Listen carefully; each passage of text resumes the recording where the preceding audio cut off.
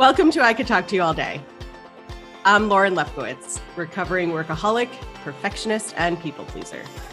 And I'm John Spears, emerging from playing small, getting caught up in the inertia of life, and always being on. I Could Talk to You All Day is a show for executives and emerging leaders. This is not just another leadership podcast. We're here to talk about what it means to be a leader while also being human. So join us for raw, vulnerable, and probably pretty funny conversations about shifting from surviving at work and home to thriving in the life you've always wanted. Let's get the conversation started.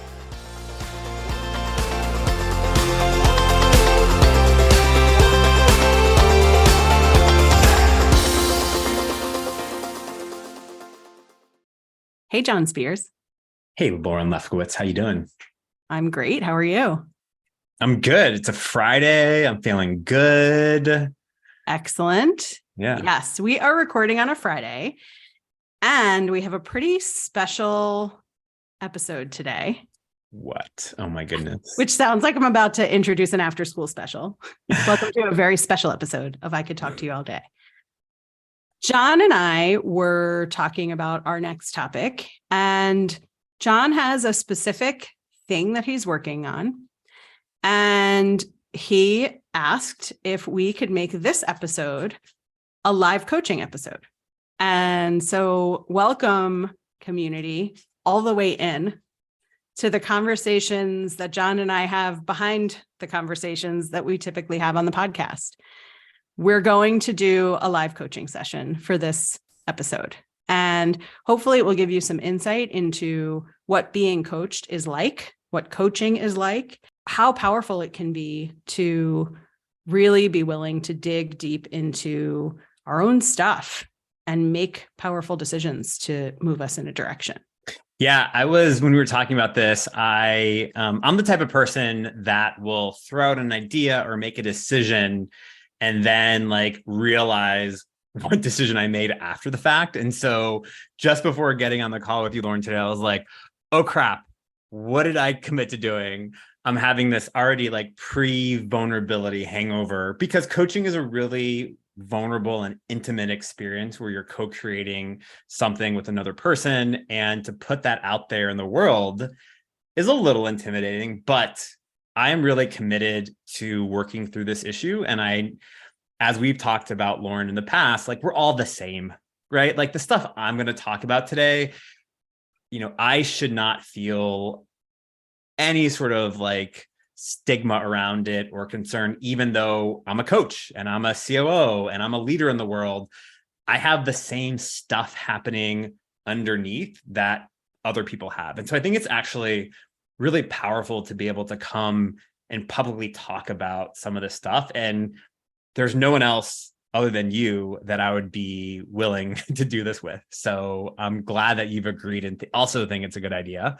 But yeah, I'm really looking forward to digging through this issue that I've had for quite some time, several months, probably 7 months, where I just have been stuck and I haven't been able to find a breakthrough. And since this is a pretty public forum, there's some accountability with this too. So I'm really looking forward to that part of this as well. Great. I want to put out there that it's a-okay to have a pre-vulnerability hangover, a post-vulnerability hangover, to have fear about being coached, even when it's somebody you know and trust, because coaching is confronting. Mm-hmm. Coaching is you deliberately asking to be called out on the things that aren't working for you in your life, in your career, in relationships. So it's really brave of you to come into this room and go out to our public and be coached and get vulnerable and show people that not only do we do this for a living, right? Not only do we coach people, but we also find great value in being coached and in challenging ourselves to keep growing and keep moving. 100%, totally, Yeah. All the way. There's so much value that I get when I'm coached in addressing those things that are holding me back. And I think we've talked a lot about this as well, is that we're on this journey. There really is no endpoint to personal transformation or personal development or leadership development. the things we've dealt with in the past are often the same things that we deal with at different points in our lives or at different levels of intensity. And what I found the real powerful point around coaching is coaching gives us the tools and the exercises needed to shorten the time that these things take us out of the game. Mhm. And this thing has taken me out of the game for 7 months. And I'm like, frankly, really bored of it Mhm. and really ready to work on it and address it with you today. Amazing. Let's get started. Okay. As we're getting started, because we've been dancing around what this topic is, why don't you talk about what you'd like to talk about today? Yeah, Lauren, I'm having a really hard time committing to and being consistent and putting out content on social media. It's something that I've done in the past, something that I've really enjoyed doing in the past. And then I think I get to a point where I just freeze or I miss a day or two, or I make a commitment and miss it for whatever reason, and then just have this real angst about getting back in the game. And so I'd really like, I think the bottom line is I'd really like to address what's behind me not creating content and putting it out there in a consistent way. What is finding out what's behind this going to do for you? I think for me, ultimately, the goal is to decrease the resistance that exists in my life around this issue. There's a ton of resistance. I have notes and notes and notes and notes and notes pages on my phone around content that I want to put out there. I have posts that I've started. I have posts that I finished, and I'm just not doing it. And there's just a ton of resistance. There's a ton of, I think, shame or imposter syndrome that exists around this. And so I'm hoping to remove those barriers or those blocks to me doing the thing I actually want to be doing. Because I want to be doing this. I've heard great feedback about some of the content I put out there. People have asked me, why aren't you posting anymore? What's going on? And I recognize that I'm being really selfish and allowing whatever it is that's blocking me to hold me back. And it doesn't feel good. I don't feel good about it. I feel, like I said, a lot of shame around it. I feel guilt. I feel inadequate. And I'm in this sort of spiral that's actually moving me away from doing the thing that I want to be doing and know that I not should in an obligatory way, but that I'm meant to be doing. Like, I feel like it's part of my purpose to be putting stuff out there. So I heard some real clarity around what's missing: commitment, consistency, putting content out. Some good clarity around the doing you've been doing, content ideas, actually building content, the not doing, right? Not actually putting the content out there. That was a great description of all of the doing. And as you know, and I know, there's so much that we put into the doing, and so much more often it's about the being, right? So you've given me some really great content, and you've given me some great context about what you see in some of your being: shame and guilt, inadequacy. And so for you, is the disconnect in the doing, or is the disconnect in the being? I mean, I think we both know the answer to that, right? Being a coach myself and understanding the distinction between being and doing, it's certainly the way in which I'm relating to this, and the way that I'm seeing this, and the way that I'm experiencing it in the lens of both the experiences that I'm having and that. So yeah, it's certainly in the being around it. Yeah. I'd like to ask that question anyway. I know you're also a coach, right? And in part for people listening, right? But also in part to help us remember to distinguish. The areas where you talked about the not doing, you had really good descriptors about your being. Mhm. When you have been doing, because you have been doing, and you said it, people are contacting you and saying, hey, how come you're not posting anymore? You know, you've gotten good engagement. So it's not a skill issue. There is a being issue. If you think back to when you were being the version of you who did post consistently, who engaged consistently, who was on LinkedIn and Instagram and really getting out there, how were you being? Oh my goodness. This question just opened up, and I promise I'm not doing this just because it's a recorded episode. I think the difference is around the doing came from a place of service. Like I wanted to be of service. I wanted to be able to share what I've learned and support people and maybe make sense or give purpose to the experiences that I've had in the past, to be able to repurpose those for good, I guess, and some of the challenges and struggles that I've had in the past. And I think that was the mindset, that was the being, that was the approach that I was taking. And I think what happened is that in that process, there was a point in which that shifted to being of service. And what am I getting out of this? Am I getting new clients? Am I getting the kind of engagement that I want to get? And really put,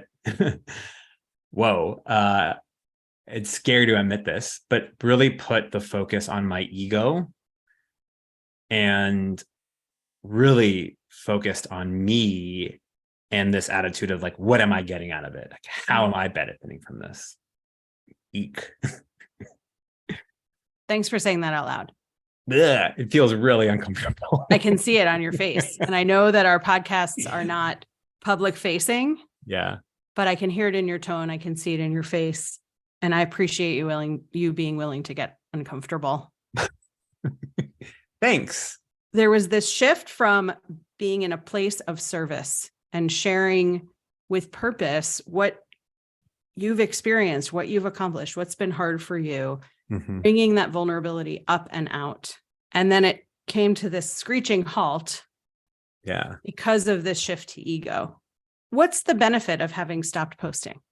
The benefit to having stopped posting is one, I don't need to reconcile or address this, right? I just keep it going. I keep there being an action. The benefit is that I don't need to be vulnerable. The benefit is that I get to be at effect or be a victim to the fact that my brand isn't growing, that I'm not getting out there, that I'm not growing my coaching practice as I'd like to. So there's lots of blame and victim-y mentality, which feels real good, right? It feels sometimes good to be a victim. And I think the other benefit is that I'm really comfortable in that place sometimes. It's really familiar. Yeah. If you've listened to our last episode, we talked about being comfortable, and I won't dive in too deeply because I don't want to have big interruptions in this, but and I know that comfortable is sort of a misnomer, right? And you said it, familiar is sort of the more accurate description. So you don't need to reconcile this if you're not doing it. You don't need to figure out why social media isn't having a direct correlation to growth.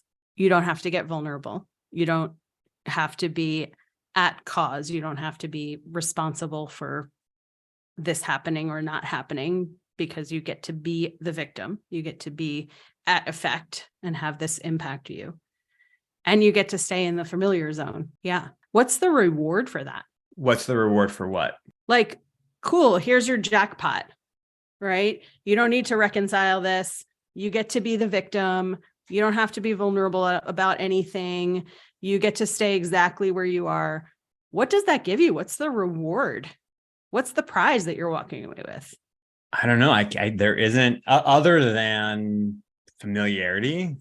I don't feel really good about what I'm like. I don't feel good about the fact that you've asked me or others have asked me to comment on things, and I'm just so seized and paralyzed. I I get like sweaty palms, even logging into LinkedIn sometimes. Like I don't know what the reward is. I guess in some sort of like weird way. Again, I think the reward is around keeping myself small, and maybe it's afraid of success or failure, or maybe both. But the thing that keeps on coming to me is it keeps me in a place of smallness and of victimhood and blame, frankly, as opposed to responsibility and agency and creation. Yeah. When we started our conversation, you talked about wanting to know what's behind all of this, what's behind you not posting. And it sounds like you already know the answer to that. You've said it. You even made a list. I have a list in my head. Yeah. Yeah. Yeah. What do you actually want? I think this is broader than posting content on social. I think I want to have the experience of being confident as a coach, being confident in my experiences. Bottom line, I think it's confidence. I think the thing that's holding me back is really confidence that I have a legitimate voice, whatever that means in this space. And in my head, I know I do, right? I have 20 years of career experience. I'm the COO of a really well-known, large international nonprofit with well-known people who are involved in us. I got a certification to be a coach. I got credentialed to be a coach. I have great clients that I'm working with. But all of that, for whatever reason, isn't translating into my being. It's not translating into the experience that I'm having. And for some reason, like this is, I think, the most significant manifestation. But there's also things like delaying finalizing my website, right? This is not the only manifestation of this. Going after speaking gigs, which is something I really want to do. There's a lack of action in moving in the direction that I want to go. And I think it's fundamentally because maybe I believe in myself when I'm working one-on-one with clients, but when I get out there in a more public way, something happens. Like I feel really good about my engagements with my one-on-one clients. I feel like I'm really present. I'm getting really good feedback, which that's not the goal, but I think that sometimes it's helpful to hear. But I think it's really this lack of confidence. Yeah. So just now, when you talked about your clients giving you good feedback, and several minutes ago, when you talked about the shift to you, that it felt like social media was becoming this shift to what's in it for me, where's my reward, in your body language and in your words.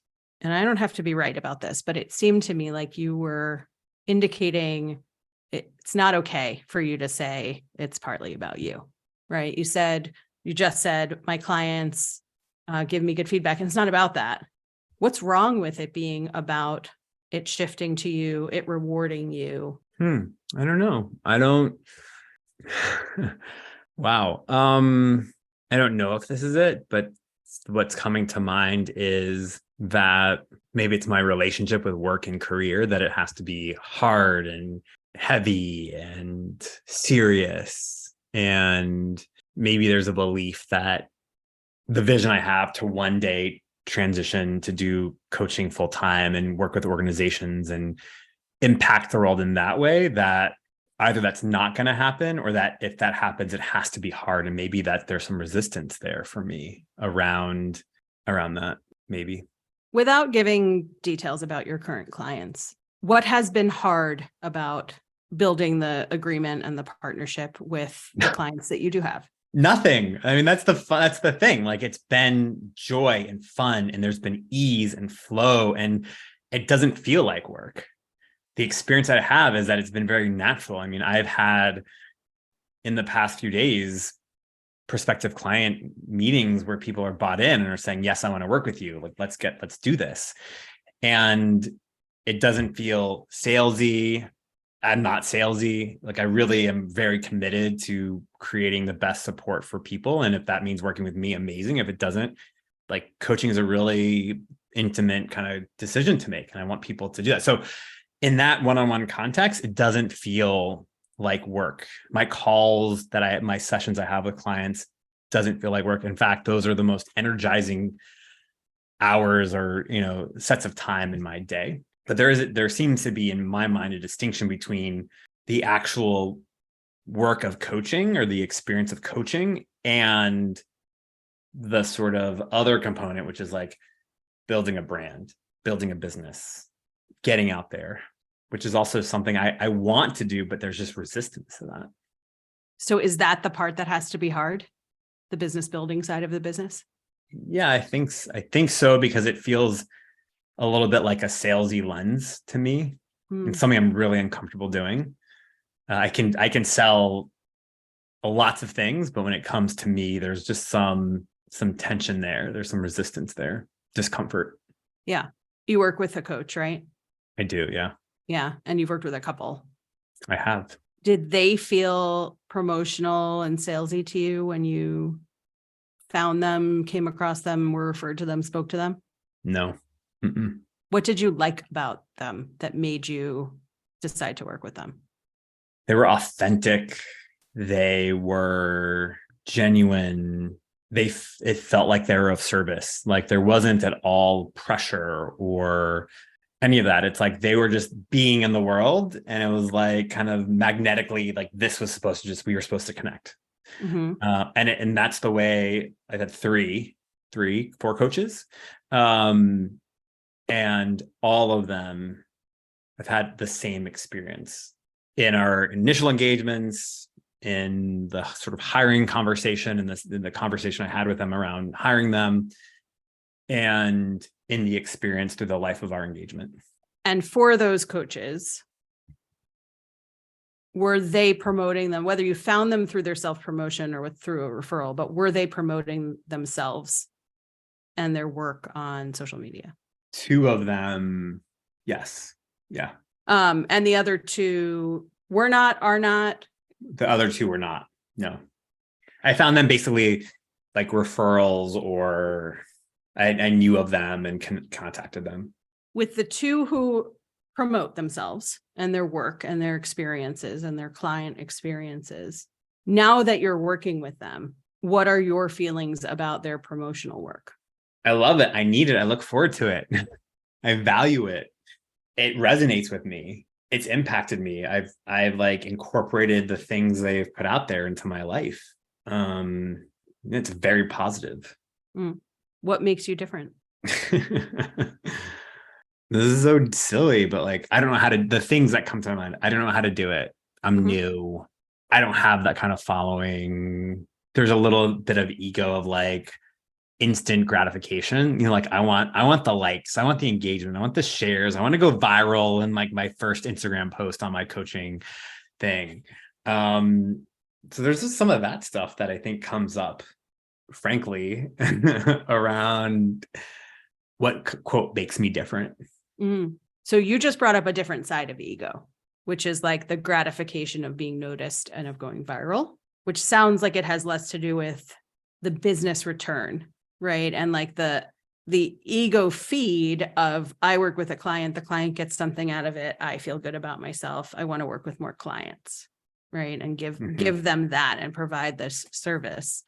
That it sounds like there's also a side that is like, I just want some effing dopamine. Totally. After these past 5 months, yes, I would love some dopamine. Yes, please. What's wrong with wanting that? I don't know. It feels a little insincere. I think I know that on an intellectual level, it's kind of BS. It doesn't really mean anything. It's fake. Not really, but like, yeah. And I guess it's something that I don't like about myself. Wanting and needing to be seen, or needing positive feedback or affirmation or likes. I mean, like I'm the type of guy that has posted something on Instagram, and if it didn't get the amount of likes that I wanted, I've taken it down because I was embarrassed that I didn't get more engagement. This is on my personal site, not on my coaching site. So yeah, I don't like that about myself. I don't like that I'm even spending time thinking about that. It doesn't feel good to me. Are your clients people who have engaged with your social media? No. Like out loud? Other than our podcast, no. But even our podcast that is, Yeah. there's So no way to I really should say a comment little on our bit. Yeah, podcast. I've had this most recent kind of prospective client call that I had. Someone was like, I looked at your, I had a friend and they told me to look at your LinkedIn, and I looked at it and I was like, I resonated with a lot. So yes, I think that's the one or two times. Actually, one of my the client that referred her also came to me through LinkedIn. I don't think I asked my question right. Are your clients people who were like commenting on your stuff or No. whose stuff you commented on? Sorry, no. Okay. I ask that because it's really common for coaches to get their clients from the lurker community, right? The people who saw us but didn't comment, the people whose friend saw us and said, you've got to find this coach.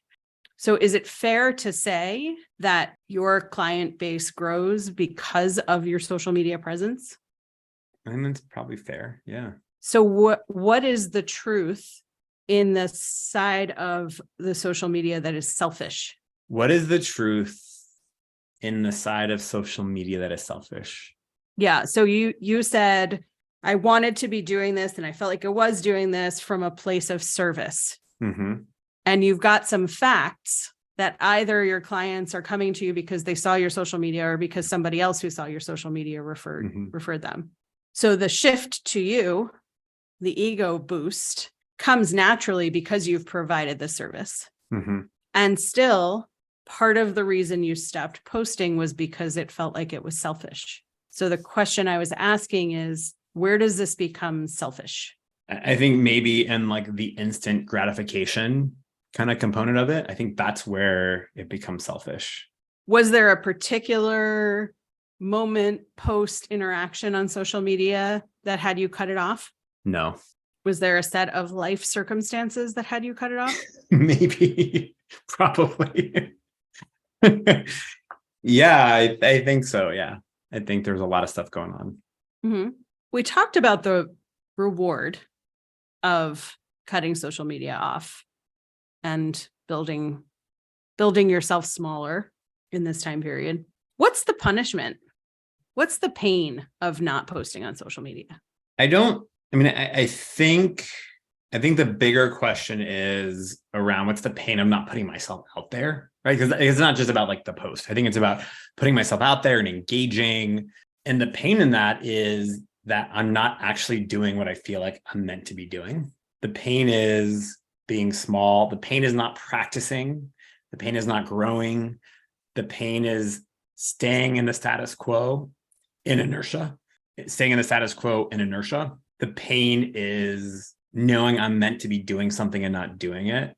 And there's pain in being selfish and knowing that I have a unique perspective on the world, that we all have a unique perspective on the world. We all have experiences that inform that perspective, and that I'm putting my own fear or BS ahead of all that. It doesn't feel very good. It's not aligned with who I want to be. I'm not being authentic in that way, in the way that I show up. So you're not being authentic in the way that you show up now. Social media and building a website and that sort of interaction started to feel inauthentic also. Where is authenticity for you?